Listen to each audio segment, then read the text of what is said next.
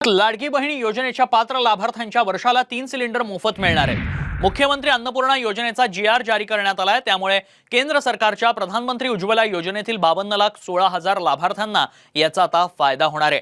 मोफत सिलेंडरचा लाभ घेण्यासाठी आता काही अटी असणार आहेत। 52,16,000 कुटुंबांना याचा लाभ मिळणार आहे। काय अटी आहेत यासाठी जाणून घेऊ।